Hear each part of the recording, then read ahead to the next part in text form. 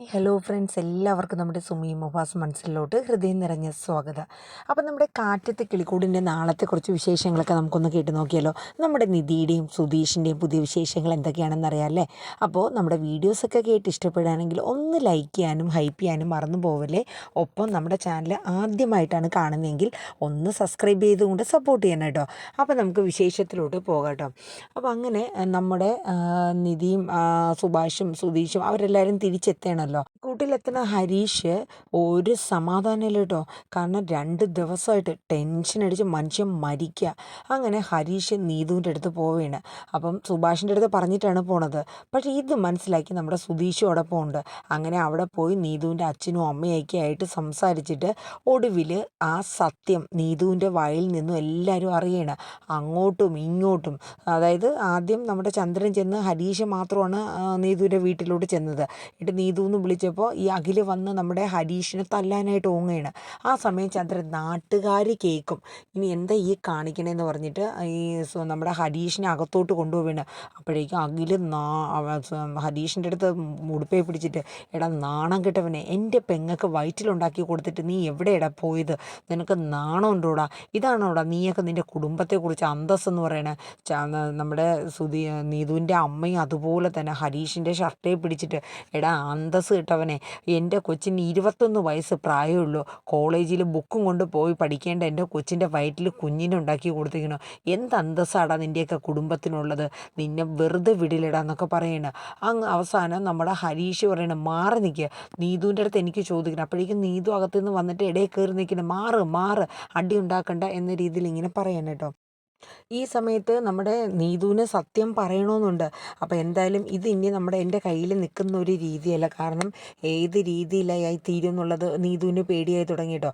അപ്പം നമ്മുടെ സീതയാണെങ്കിൽ നമ്മുടെ ഒരുപാട് ഒച്ചയെടുക്കുകയാണ്. എടാ നീയൊക്കെ നിൻ്റെ കുടുംബത്തെക്കുറിച്ച് കുറേ അന്തസ്സ് കേട്ട കാര്യങ്ങളൊക്കെ പറയുമല്ലോ, എന്നിട്ട് ഇതാണോ നിൻ്റെയൊക്കെ ഇത് അന്തസ്സ് കേടെന്നൊക്കെ പറഞ്ഞ് കുറേ പറയുന്നുണ്ട്. അപ്പോൾ അഖിലാണെങ്കിൽ അതിൻ്റെ ഇടയിൽ ഹരീഷിനെ പിടിച്ചിട്ട് തല്ലാനായിട്ട് നോക്കുകയാണ്.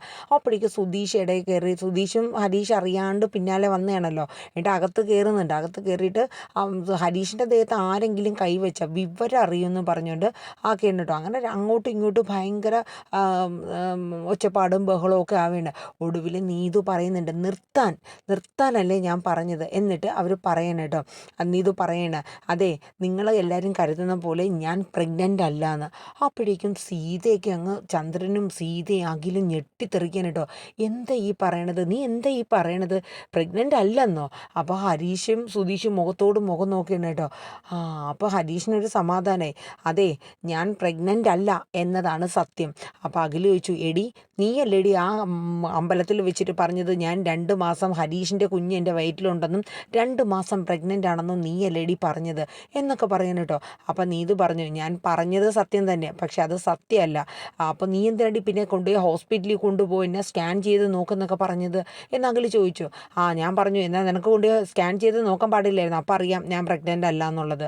അപ്പോൾ അഖിലിന് അങ്ങോട്ട് ദേഷ്യം പറയണം, അഖിൽ നീ എന്താണ് ഈ കാണിച്ചതെന്നും പറഞ്ഞുകൊണ്ട് അഖിൽ തല്ലാൻ ചെന്നപ്പോൾ ചന്ദ്രൻ മിണ്ടാതിരിക്കുമെന്നും പറഞ്ഞ് മാറ്റി നിർത്തിയെങ്കിലും നീതും ഒച്ചയെടുക്കുകയാണ് അഖിലിൻ്റെ നേരെ. അപ്പോഴേക്കും ഹരീഷ് പറഞ്ഞു, ദേ അവളുടെ ദേഹത്ത് കൈ വെക്കാനായിട്ട് ഒരൊറ്റ എണ്ണം നിൽക്കണ്ടെന്നും പറഞ്ഞുകൊണ്ട് ഒച്ചയെടുക്കുകയാണ്. അവസാനം എന്ത് ചെയ്യണമെന്ന് അറിയില്ല. എല്ലാവർക്കും ആകെ ഒരിതായിപ്പോയി, പെട്ടെന്ന് ഷോക്കായിപ്പോയി. എന്തായാലും ഹരീഷിനും സുധീഷിനും ഒരു സമാധാനം ആവുകയാണ്. കാര്യം വേറൊന്നുമല്ല, എന്തായാലും ഒരു സമാധാനമായി. എന്ന് വെച്ചാൽ ഇത്രയും ദിവസം 2 ദിവസം കൊണ്ട് ഹരീഷ് തീ തിന്നതിനൊരു കണക്കില്ലായിരുന്നു. അമ്മ അതിൽ ടെൻഷൻ അടിച്ചായിരുന്നു. അങ്ങനെ കാര്യങ്ങളൊക്കെ ഏകദേശം ഒന്ന് സംസാരിച്ച് സെറ്റിലാവുകയാണ്. അതായത് ഹരീഷ് ചോദിക്കുന്നുണ്ട്, നീ എന്തിനാ നീതു ഇത്രയും വലിയൊരു കള്ളം പറഞ്ഞത്?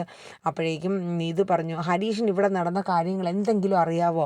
ഹരീഷ് കുടുംബക്ഷേത്രത്തിൽ പോയ ആ ദിവസം നോക്കി ഈ അഖിൽ അവൻ്റെ കൂട്ടുകാരൻ പ്രേമൻ എന്ന് പറഞ്ഞ ഒരുത്തനെയും കൊണ്ടുവന്നിട്ട് എന്നെ അമ്പലത്തിൽ കൊണ്ട് കതിർമണ്ഡപത്തിൽ ഇരുത്തി. ഞാൻ ഈ ഒരു കള്ളം പറഞ്ഞില്ലായിരുന്നെങ്കിൽ ഇന്ന് ഞാൻ അവൻ്റെ ഭാര്യയായിട്ട് ഇരിക്കേണ്ടി വന്നനെ. എനിക്കതല്ലാണ്ട് വേറൊരു വഴിയും തോന്നിയില്ല.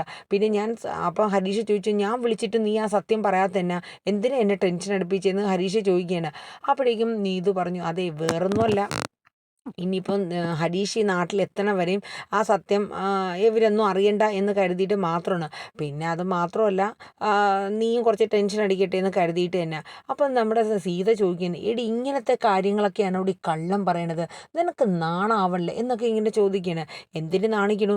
നിങ്ങൾ എന്നെ കൊണ്ട് ഇത്രയും കാര്യങ്ങൾ ചെയ്യിപ്പിക്കുമെങ്കിൽ പിന്നെ എനിക്ക് പിടിച്ചു നിന്നല്ലേ പറ്റുള്ളൂ. നിങ്ങൾക്ക് എൻ്റെ ജീവിതത്തെക്കുറിച്ച് ഒരു വിചാരമോ സ്നേഹമോ ഒന്നുമില്ല. പക്ഷേ എനിക്ക് അങ്ങനെയല്ല. എനിക്ക് എൻ്റെ ജീവിതത്തെക്കുറിച്ച് എനിക്കും കുറച്ച് ചിന്തയും കാഴ്ചപ്പാടും ഒക്കെ ഉണ്ടെന്ന് പറയണം കേട്ടോ. എന്തായാലും സീത പറഞ്ഞു, കണ്ടില്ലേ അവളുടെ അഹങ്കാരം. എടി നിനക്ക് ഇനിയെങ്കിലും മനസ്സിലാക്കി എടുക്കുന്നേ, ഞങ്ങൾ പറയണ അനുസരിച്ച് കേട്ട് നിൽക്കുക. നിങ്ങൾ പറയണ അനുസരിച്ച് ഞാൻ കുറേ കേട്ട് നിന്നോളാം എന്നൊക്കെ പറഞ്ഞുകൊണ്ട് ആ കേസ് അവിടെ കൊണ്ട് നിർത്തുകയാണ്. അപ്പോഴേക്കും സുധീഷ് പറഞ്ഞത്, ഇനി ഇതിനെക്കുറിച്ച് ആരും ചർച്ച ചെയ്യേണ്ട. ഇപ്പം എന്തായാലും കാര്യം ക്ലാരിഫൈ ചെയ്തുവല്ലോ, നീ ഇത് പ്രഗ്നൻ്റ് അല്ല, ഇനി ഇതിനെക്കുറിച്ച് നിങ്ങൾ വലിയ കയറ്റമൊന്നും കയറാൻ നിൽക്കണ്ട. അഖിലിനെ അങ്ങോട്ട് ദേഷ്യം പറയണം. കാരണം നമ്മൾ ഇൻസൾട്ട് ചെയ്യും കണക്കുള്ള ഒരു രീതിയായിപ്പോയി. അങ്ങനെ അവർ എല്ലാവരും ഒന്ന് അടങ്ങിയിരുന്ന സമയത്ത് നീതു, ഹരീഷ് ഒന്ന് വന്നേ, എനിക്ക് ഹരീഷിനോട് സംസാരിക്കാനുണ്ടെന്ന് പറഞ്ഞ് ഹരീഷിൻ്റെ കൈ പിടിക്കാൻ കേട്ടോ. അപ്പോൾ ആ കൈ പിടിക്കുന്ന സമയത്ത്, നാണം കിട്ടവളെ, നിനക്ക് ഇനി മതിയായില്ലേ, നീ എന്തിനാടി അവൻ്റെ കൈയും പിടിച്ച് നടക്കണതേ, അമ്മയുടെ കാര്യം നോക്കിക്കോണം, എനിക്ക് ഇഷ്ടമുള്ളപ്പോൾ ഞാൻ ഹരീഷിനോട് സംസാരിക്കും, എന്നെ നന്നാക്കാനൊന്നും നിങ്ങൾ നിൽക്കണ്ടെന്ന് പറഞ്ഞിട്ട് ഹരീഷിനെ വിളിച്ചുകൊണ്ട് പോകാൻ കേട്ടോ. അപ്പോഴേക്ക് സുധീഷ്, വേണ്ട കേട്ടോ, ആവശ്യമില്ലാത്ത പണിക്കൊന്നും നിൽക്കണ്ട. എന്നിട്ട് ചന്ദ്രൻ്റെ കവിള് തൊട്ടിട്ട് ഗുഡ് ബോയ് എന്നൊക്കെ പറഞ്ഞിട്ട് സുധീഷ് അവരെ പിന്നാലെ പോവാണ്. എന്നിട്ട് സുധീഷ് ചെന്നിട്ട് ഹരീഷിൻ്റെ അടുത്ത് അവർ വെളിയിലോട്ട് ഇറങ്ങി കേട്ടോ. നീതുവിനോടും പറഞ്ഞു, എന്നാലും സമ്മതിച്ചു നീതു നിന്നെ, എന്തായാലും നിൻ്റെ ഐഡിയ കൊള്ളായിരുന്നു എന്നൊക്കെ പറഞ്ഞു. എന്നിട്ട് എന്തായാലും നിങ്ങൾ കുറച്ച് നേരം സംസാരിച്ചു എന്ന് പറഞ്ഞിട്ട് സുധീഷ് കുറച്ച് നേരം അങ്ങോട്ട് മാറി നിൽക്കാൻ കേട്ടോ. ഈ സമയത്ത് നമ്മുടെ നീതുവും ഹരീഷും, എന്നാലും എൻ്റെ നീതു, നീ എന്തിനാ എന്നെ ഇത്രയേറെ ടെൻഷൻ അടുപ്പിച്ച്? ഈ 2 ദിവസം ഞാൻ എത്രയേറെ ടെൻഷൻ അടിച്ചു എന്ന് നിനക്കറിയാവോ? അപ്പം നീതു ചോദിച്ചു, ഞാൻ ഹരീഷിനോട് ആ സത്യം പറയാമെന്ന് കരുതിയതാണ്, പക്ഷേ ഹരീഷ് ചോദിച്ചില്ലേ, ഞാനൊന്നും ചെയ്യാണ്ട് നീ എങ്ങനെ പ്രഗ്നൻ്റായി, എന്നെ സംശയിച്ചില്ലേ? ആ സംശയം അങ്ങനെ പറഞ്ഞതുകൊണ്ട് മാത്രം കേട്ടോ ഞാൻ ഈ കാര്യം സത്യം ഹരീഷിനോട് പറയാണ്ടിരുന്നത്. ഇല്ലെങ്കിൽ ഒരു പക്ഷേ ഞാൻ ഹരീഷിനോട് പറഞ്ഞേനെ. എന്നിട്ട് നീതു ഹരീഷിൻ്റെ അടുത്ത് പറയണം, എത്ര നാളായി, എത്ര ദിവസമായി കണ്ടിട്ടെന്ന് പറഞ്ഞിട്ട് ചുറ്റിനും നോക്കിയിട്ട് ഹരീഷിനെ അങ്ങോട്ട് കെട്ടിപ്പിടിക്കണം. അപ്പോൾ ഹരീഷ് പറഞ്ഞത്, നീ എൻ്റെ കൈ വിട്ടേ, സുധീഷ് എന്നൊക്കെ അവിടെ നിൽക്കണം, ആരെങ്കിലും കാണും നീതു, കണ്ടാലിപ്പോൾ എന്നാ, എനിക്കൊരു പ്രശ്നമല്ല എന്ന് പറഞ്ഞിട്ട്, മതി ഞാൻ എന്തായാലും പോവാം, നീ അത് കയറി പൊക്കുമെന്ന് പറയുന്നുണ്ട്, നമുക്ക് നാളെ കാണാമെന്ന് പറയണം. അപ്പോഴേക്ക് സുധീഷ് അടുത്തോട്ട് വരണം. എന്തായാലും കൊള്ളാം, നടക്കട്ടെ. അതെ എൻ്റെ പൊന്നു സുധീഷ് ഏട്ടാ, എനിക്കിപ്പോഴാണ് സമാധാനമായത്. ഞാൻ നിങ്ങളുടെ അടുത്ത് പറഞ്ഞപ്പോൾ നിങ്ങളാരും എന്നെ വിശ്വസിച്ചില്ലല്ലോ. ഞാനും അവളും തമ്മിൽ അതങ്ങനത്തെ ഒരു ബന്ധമൊന്നും ഉണ്ടായിട്ടില്ല. വർക്ക്ഷോപ്പിൽ വരും, ഒരു ചായയും വടയും വാങ്ങിച്ചു കൊടുക്കും, അവൾ കുടിക്കും, ഇങ്ങ് പോരും, കുറച്ച് നേരം സംസാരിച്ചിരിക്കും, ഇതല്ലാണ്ട് അതിനപ്പുറം ഒന്നുമില്ല എന്നൊക്കെ ഇങ്ങനെ പറയാൻ കേട്ടോ. അത് കേട്ടപ്പോഴത്തേക്ക് സുധീഷ് പറഞ്ഞു, എടാ വിശ്വാസക്കുറവൊന്നും ഇല്ലാഞ്ഞിട്ടല്ല, എവള് തന്നെ ഇങ്ങനെ പറയുമ്പോൾ പിന്നെ എന്ത് ചെയ്യും എന്നുള്ളതായിരുന്നു ഞങ്ങളുടെയൊക്കെ ടെൻഷൻ. അങ്ങനെ നീതു അകത്ത് കയറി പോവുകയാണ്. അപ്പം സുധീഷും ഹരീഷും കൂടെ തിരിച്ച് വീട്ടിലോട്ട് വരികയാണ് കേട്ടോ. അപ്പം ഈ സമയത്ത് നമ്മുടെ സുഭാഷ് ഇതുവരെയും നീതുവിനെ കാണാൻ പോയ ഹരീഷിനെ കണ്ടില്ലല്ലോ എന്നും പറഞ്ഞുകൊണ്ട് ഇങ്ങനെ ഫ്രണ്ടിൽ നോക്കി നിൽക്കുക കേട്ടോ. ഈ സമയം നിധി അടുത്ത് വന്നിട്ട് ചോദിക്കും, അല്ല സുഭാഷേട്ടൻ എന്തിങ്ങനെ നോക്കി നിൽക്കണ? അല്ല മോളെ, ഹരീഷ് പോയിട്ട് കുറേ നേരമായി, ഇനി അവിടെ എന്തെങ്കിലും പ്രശ്നം ഉണ്ടാക്കി കാണുമോ നീതുവിൻ്റെ വീട്ടിൽ? അങ്ങനെയൊന്നും ഉണ്ടാക്കില്ല എന്നും പറഞ്ഞ് ഇവർ സംസാരിച്ചുകൊണ്ട് നിൽക്കുന്ന ആ സമയത്താണ് നമ്മുടെ സുധീഷും അതുപോലെ ഹരീഷും കൂടെ ചിരിച്ചുകൊണ്ട് അങ്ങനെ വരികയാണ് കേട്ടോ. അവർ രണ്ടുപേരും കൂടെ ചിരിച്ചിങ്ങനെ എന്ന് വെച്ചാൽ ഭയങ്കര ഇതുപോലെ പറയണം. അപ്പം സുഭാഷ് ചോദിച്ചു, അല്ല ഇവരെന്നെ ഇങ്ങനെ ചിരിച്ചുകൊണ്ട് വരണം, അവിടെ ചെന്നിട്ട് പ്രശ്നങ്ങളൊന്നും അപ്പോൾ ഇല്ലായിരുന്നോ എന്ന രീതിയിൽ ഇവരിങ്ങനെ ആലോചിക്കും. നിധി പറഞ്ഞു, എന്തായാലും വരട്ടെ. അങ്ങനെ ചിരിച്ചുകൊണ്ട് സുധീഷും ഹരീഷും കൂടെ കയറി വരണം. അപ്പോൾ ഇവരെ ചിരിയേണ്ടപ്പോഴത്തേക്കും നിധി ചോദിച്ചു, അല്ല നീതുവിൻ്റെ അവിടെ പോയിട്ട് വല്ല പ്രശ്നം ഉണ്ടായോ? സുഭാഷും ചോദിക്കുന്നത്, എടാ എന്തെങ്കിലും പ്രശ്നം ഉണ്ടായോ? പ്രശ്നം അത് പറഞ്ഞ് ചിരിച്ച് നിങ്ങൾ ചാവും, സുധീഷ് പറയണേ. അപ്പോഴേക്കും ഹരീഷ് പറയണ, എൻ്റെ മനസ്സിന് വലിയൊരു ഭാരം അങ്ങൊഴിഞ്ഞു. എടാ അവർ കല്യാണത്തിന് സമ്മതിച്ചോ? നമ്മുടെ സുഭാഷ് ചോദിക്കണം. അപ്പം നമ്മുടെ നികേഷും വന്നു കേട്ടോ. അപ്പം നികേഷും വന്ന് അവിടെ നിൽക്കണേ. അതെ എന്തായി, പോയിട്ട് വൈഫിനെയും കുഞ്ഞിനെയൊക്കെ കണ്ടോ എന്നൊക്കെ ഇങ്ങനെ ചോദിക്കണം കേട്ടോ നികേഷ്. അപ്പം എടാ നീ കളിയാക്കാനൊന്നും നിൽക്കണ്ട എന്നിങ്ങനെ സുധീഷ് പറഞ്ഞു. അതെ ഭയങ്കര ട്വിസ്റ്റായിരുന്നു നിധി അവിടെ നടന്നത്. ഇവൻ അവിടെ ചെല്ലണു, നീതുവിനെ വിളിക്കണു, അവൻ്റെ അച്ഛനും അവളുടെ അച്ഛനും അമ്മയും ആങ്ങളെയും കൂടെ അറ്റാക്ക് ചെയ്യാൻ പറഞ്ഞു, ഞാൻ ഇടപെടണു, അങ്ങനെയൊക്കെ സീനായി. പക്ഷെ അപ്പോഴാണ് നമ്മളെല്ലാം ഞെട്ടിച്ചു കൊണ്ടുള്ള ആ കാര്യം പറഞ്ഞത്.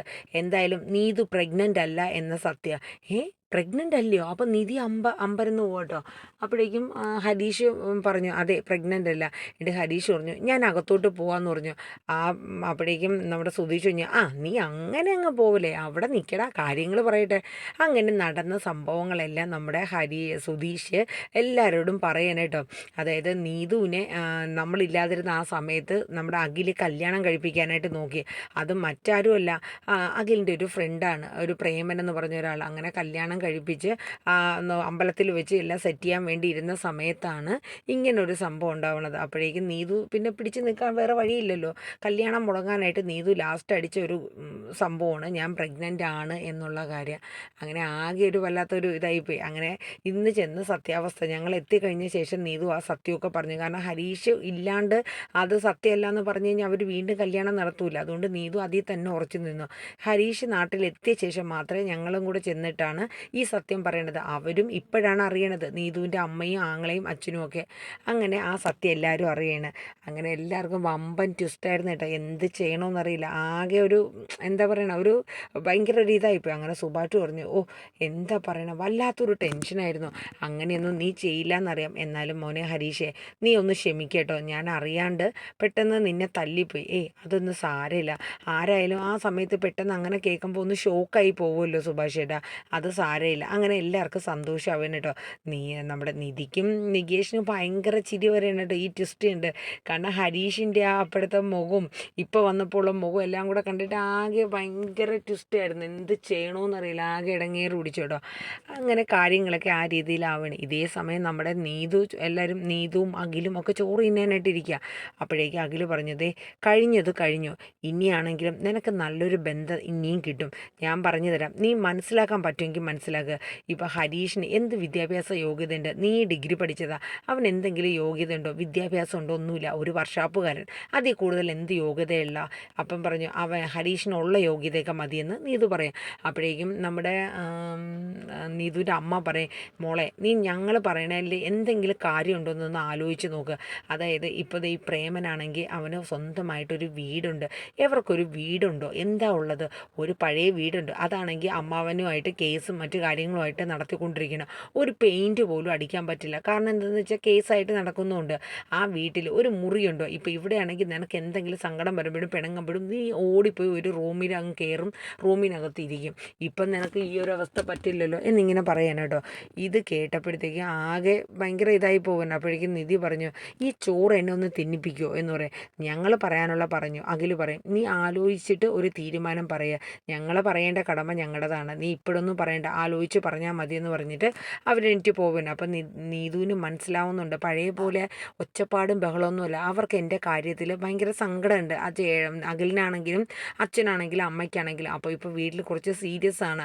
അപ്പോൾ ഇത് നീതു പെട്ടെന്ന് എന്നെ ഫോൺ വിളിച്ച് നമ്മുടെ ഹരീഷിൻ്റെ അടുത്ത് പറയണ, ഹരീഷേ എന്ന് പറയും. അപ്പോൾ ഹരീഷ് ചോദിക്കും, എന്താ നീതു? ഒന്നുമില്ല. അപ്പോൾ പറയും, എന്നാൽ വെച്ചേക്കട്ടെ എന്ന് ചോദിക്കും. ഒന്നുമില്ല എന്ന് പറഞ്ഞ് അപ്പം തന്നെ വെക്കലാണോ? എനിക്ക് എന്തെങ്കിലും വിഷമം ഉണ്ടാവുമെന്ന് പോലും തോന്നിയില്ല. അപ്പം പറ നീതു, എന്താ കാര്യം? അതെ ഹരീഷ്, ഞാനൊരു കാര്യം പറയട്ടെ. ഇത്രയും നാളും അഖിലുമായിട്ട് ഞാൻ അടിയുണ്ടാക്കിയും ബഹളം വെച്ചുമൊക്കെ കാര്യങ്ങൾ അങ്ങനെ പോയിക്കൊണ്ടിരുന്നു. പക്ഷേ ഇപ്പം കാര്യം അങ്ങനെയല്ല, കാര്യം വേറൊന്നുമല്ല. ഇപ്പോൾ അവർ കാര്യമായിട്ട് തന്നെ എൻ്റെ കാര്യത്തിൽ അവർക്കൊരു ടെൻഷനും കാര്യങ്ങളൊക്കെയാണ്. അപ്പോൾ എനിക്ക് എന്നെ കല്യാണം കഴിപ്പിച്ച് അയക്കാൻ വേണ്ടിയിട്ട് അവർ പല കാര്യങ്ങളും നോക്കുകയാണ്. അതുകൊണ്ട് എത്രയും വേഗം നമ്മുടെ കല്യാണം നടത്തണം, എനിക്കിനി ഇവിടെ പിടിച്ച് നിൽക്കാൻ പറ്റില്ല. അപ്പോൾ ഹരീഷ് പറഞ്ഞു, നിന്നോട് ഞാൻ പറഞ്ഞിട്ടില്ലേ നീതു, സുഭാഷ് ഏട്ടൻ്റെ കല്യാണം കഴിയാണ്ട് എനിക്കങ്ങനെ പെട്ടെന്ന് എടുത്ത് ചാടി കല്യാണം കഴിക്കാൻ പറ്റില്ല. നീ ഒരു കാര്യം ചെയ്യുക, അന്നേ ഞാൻ പറഞ്ഞില്ലേ ഹോസ്റ്റലിലോട്ട് മാറ്, നീയല്ലേ പറഞ്ഞത് നിൻ്റെ വീട്ടിൽ പൊക്കോളാന്ന്. അങ്ങനെയല്ല ഹരീഷ്, ഇത് അങ്ങനെ വെച്ച് നീട്ടിക്കൊണ്ട് പോകാൻ പറ്റില്ല, ഇതിനൊരു തീരുമാനം എടുത്തേ പറ്റുള്ളൂ എന്നൊക്കെ ഇങ്ങനെ നീതു പറയണ്. അങ്ങനെ പറഞ്ഞ ശേഷം ഫോൺ വെക്കണം കേട്ടോ. അങ്ങനെ ഹരീഷിന് ആകെ ടെൻഷനാവണം, എന്ത് ചെയ്യണം എന്ത് പറയണമെന്നറിയില്ല, ആകെ ടെൻഷൻ അടിക്കുന്ന കാര്യങ്ങൾ. അങ്ങനെ ഇനി നമ്മുടെ ഹരീഷിൻ്റെയും നീതുവിൻ്റെയും കല്യാണം ഉടനെ തന്നെ നടക്കുമോ എന്നൊക്കെയുള്ളത് നമുക്ക് കാത്തിരുന്ന് തന്നെ കാണാം കേട്ടോ. അപ്പോൾ പുതിയ വിശേഷങ്ങൾക്കായിട്ട് നമുക്ക് കാത്തിരിക്കാം. അപ്പോൾ എല്ലാവരും നമ്മുടെ വീഡിയോസൊക്കെ ഒന്ന് കേട്ട് ലൈക്ക് ചെയ്ത് ഹൈപ്പ് ചെയ്ത് സപ്പോർട്ട് ചെയ്ത് തരണം. എല്ലാവർക്കും നല്ലൊരു ശുഭദിനം പറഞ്ഞുകൊണ്ട് നാളത്തെ കാറ്റത്തെ കിളിക്കൂടിൻ്റെ പ്രൊമോ ഇവിടെ വൈൻഡപ്പ് ആവുകയാണ്. Tata, bye bye, take care, thank you.